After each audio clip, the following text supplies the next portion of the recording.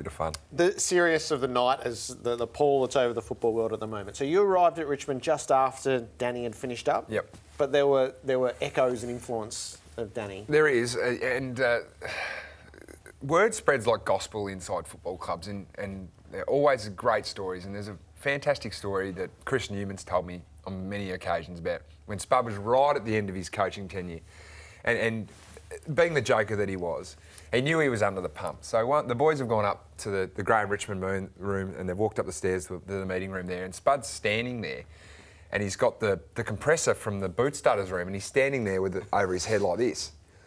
And everyone sat down, and they're thinking, what is going on here? And he's like, what do you reckon, boys? And what's Spud? He goes, I'm under the pump, aren't I? Which is the media commentary that have been going around. So he, yeah. You know that I've heard that story 24 times in the last 36 hours. And it's still funny when someone tells it they think for the first time. Yeah. He's yelling out, look at me, I'm under the pump, and he was under the pump, I tell you. To come up with that says a lot about it. One of the things that I look for in people is the ability to take the mickey or the piss out of themselves, and I think that's a great trait to have as a person. And he just, as you said before us coming on, he did anything that the show needed him to do on bounce, or if someone needed a spark, whether it was on radio, he provided that. He was great fun to be around. Last night, and I've been at Fox Footy now for 3 years, I felt a sense of helplessness. I was sort of didn't know what to do. Like I wanted to come in here and be around people that are my colleagues here at Fox, and it's a bit of no man's land. It was a bloody tough afternoon, and I saw him and Rancy in the Golden Fist in some of the overlay there before, and spoke with Rancy, and he's flat as a tack, and it's just. We got off the show last night and Hutto walked in. Yeah. Hutto. I said, what are you doing here? He goes, I don't know, I just wanted to come in. Yeah, it's funny that really Jack says that, because I've only been here for a year, and when I found out the news, it was just, I just couldn't believe it. I never met the guy. I can tell how much of an impact he had on so many people by the stories that I've heard in the last 24 hours. Robert Harvey, obviously banger at the footy club, was one of his best mates, and quite emotionally, and rightfully so he should be, because of obviously the tragic circumstances. And I remember when I found out, I was the exact same. I just wanted to come in. I just wanted to just tell everyone that just how lucky we are, how grateful we should be for what we have. I've been so open and forward about my own struggles this year, and just seeing that, it just really touched me. It was just, I still feel lost. Going into the club today, just felt lost, and Bucks brought us in together and just spoke about the great man that Danny Frawley was.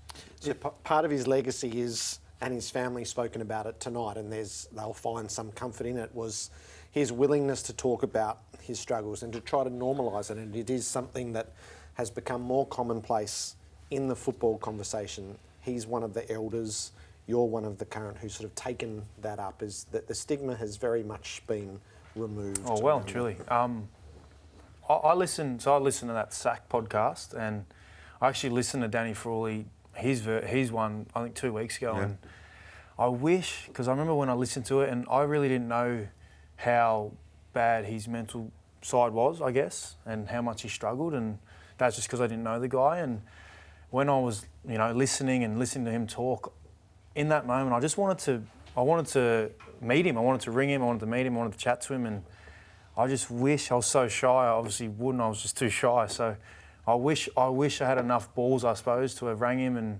had a chat with him. And obviously, you can never foresee what's going to happen. And obviously, we didn't anticipate this to happen. But yeah, my heart goes out to him, because I know he had his struggles. He spoke about his struggles, and I well and truly have my struggles. And like I said, when I heard about this, it's something that I can relate to. And just again, my heart just goes out to him. It's just so crazy. You're speaking like a leader in this field, because you didn't speak to Danny, and I don't know what I'm talking about sometimes, but use the strength of not calling him and feeling uncomfortable about that. Use that.